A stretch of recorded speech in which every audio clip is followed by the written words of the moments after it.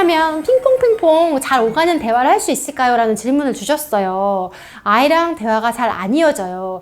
제가 이제 어머님이 이성적인 성격이라 질문에 대답만 딱 해주고 말아서 그런지는 모르겠는데 어떻게 하면 핑퐁핑퐁 잘 오가는 대화를 할 수 있을까요? 라고 물어봐 주셨어요. 사실 이게 이제 저희 엄마 세대도 이런 뭐 이렇게 마음을 물어본다던가 내 감정을 한번 돌이켜보는 그런 질문을 스스로에게 해본 경험이 별로 없다 보니까 아이한테도 좀 이제 딱 이성적인 대화로 하고 아이의 마음을 이렇게 추측은 하는데 물어보기는 되게 어색한 그런 부분도 있었던 것 같아요. 그러다 보니까 핑퐁핑퐁 안 가고 끊기는. 이럴 때는 어떻게 하면 좋을까요? 그렇죠. 여기서의 그 질문에 물어보시는 핵심은 오고 가는 대화를 하고 싶으신 거잖아요. 네. 네. 오고 가는 대화가 되려면 나도 관심이 있고 상대도 관심이 있어야 되죠. 그렇죠. 한 사람만 관심 있는 걸 얘기하면 한 사람만 말하게 되죠. 네. 그래서 함께 관심이 있는 걸 말하면 나도 그랬어. 너도 그랬어. 서로. 그렇죠. 그래서 사실은 그 주제 내용이 네. 서로 좀 관심사 있는 주제를 좀 선택하시면 네. 가장 좋아요. 그런데 여기에서 서로 관심사 있는 주제를 정하는 게 쉽지는 또 않거든요. 그렇죠. 네. 예, 부모와 아이의 그 많이 관심사를 다르죠. 하나를 모으는 게 쉽지 않죠. 그래서 네, 저는 권유해 드리기가 아이가 부모를 맞추는 게 쉬울까요? 부모가 아이한테 맞추는 게 좀 쉬울까요? 아무래도 부모가 아이한테 맞추는 게 그렇죠. 네. 연령이 어릴수록 그렇겠죠. 네. 네. 그래서 아이가 좋아하는 것이 뭐가 있나를 한번 관심을 가지면 좋을 것 같아요. 그러니까 뭐, 그, 어린 연령 같은 경우는 뭐 캐릭터 이런 거 애니메이션 관심 있잖아요. 네. 그러면 이제 그것에 대한 이야기.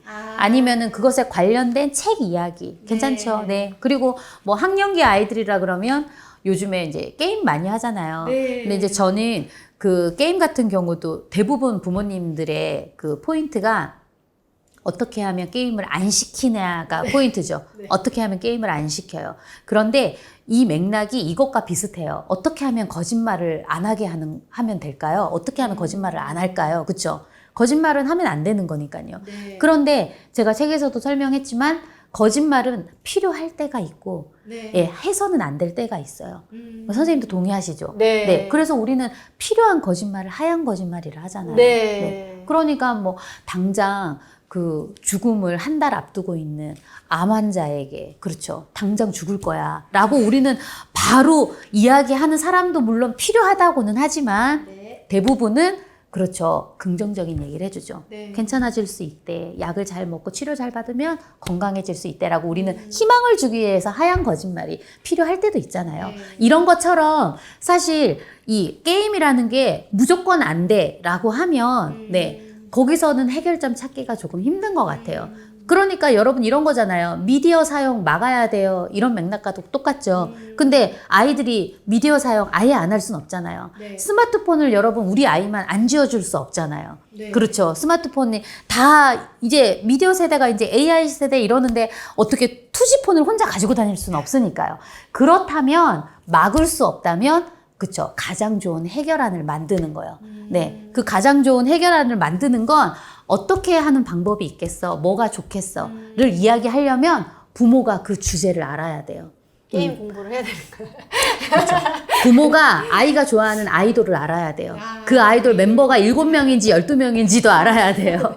그래야 더 오고 가는 대화에 참여할 수 있어요. 네. 그러니까 엄마하고 대화하면 엄마는 모르잖아. 엄마는 그 사람 모르지. 이렇게 되거든요. 근데 이 대화가 오고 가려면 아이가 되게 반갑게 하려면 엄마가 어떻게 알아? 이런 순간이 있거든요.